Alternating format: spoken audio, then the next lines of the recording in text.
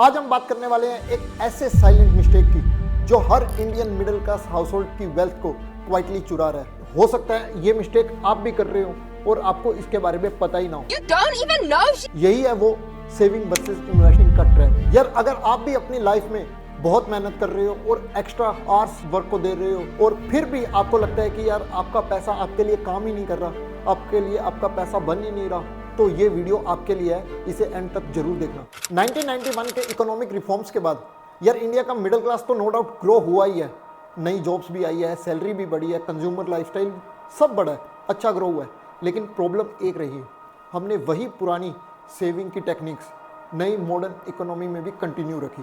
1960s 1980s में ना यार अगर वेल्थ ग्रो करनी होती थी तो लोग सेव करते थे, पैसा एफडी में डालते थे, बैंक अकाउंट में रखते थे और थोड़ा बहुत गोल्ड में इन्वेस्ट कर देते थे। लेकिन अगर 2025 में भी आप अपना पैसा एफडी में डाल रहे हो और बैंक अकाउंट में रख रहे हो तो आप अपनी वेल्थ ग्रो नहीं कर रहे, बल्कि आपका पैसा उसकी वैल्यू लूज कर रहा है। तो यार समझो, अगर आपने 5 लाख की एफडी की जिसपे 6% आपको इंटरेस्ट मिलता है और 5% तो इन्फ्लेशन ही है, तो आपका जो नॉर्मल रिटर्न बनेगा वो 30,000 रुपये बनेगा। और अगर इसमें से इन्फ्लेशन हटा दें तो 5,000 रुपये आपका रिटर्न बचा। और अगर गलती से आप 30% वाली टैक्स स्लैब में हो तो भैया ये रिटर्न नेगेटिव में चला जाएगा। दूसरी गलती करते हैं हम, वो है लेट स्टार्ट। यार बहुत से लोग बोलते हैं कि यार सैलरी बढ़ेगी, इनकम बढ़ेगी, फिर मैं इन्वेस्ट करना स्टार्ट करूँगा। लेकिन टाइम का मैजिक सबसे पावरफुल होता है। यार अगर आप इन्वेस्टिंग स्टार्ट करते हो 25 साल की उम्र से तो आपका पैसा लगभग बन जाएगा 3.5 करोड़ रुपए।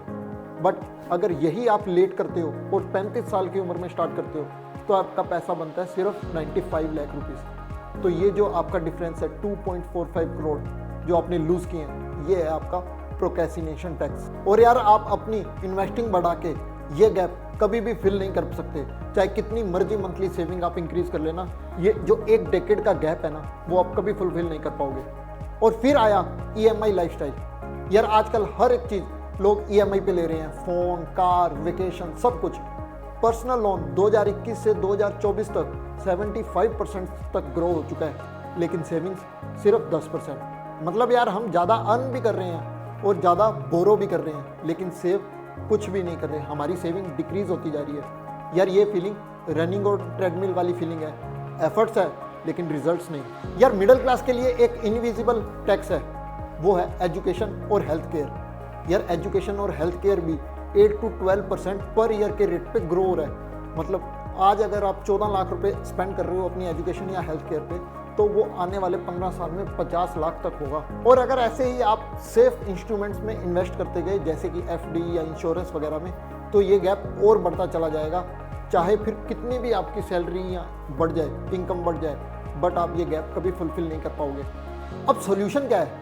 3 चीज़ें, सेफ्टी, ग्रोथ, लिक्विडिटी।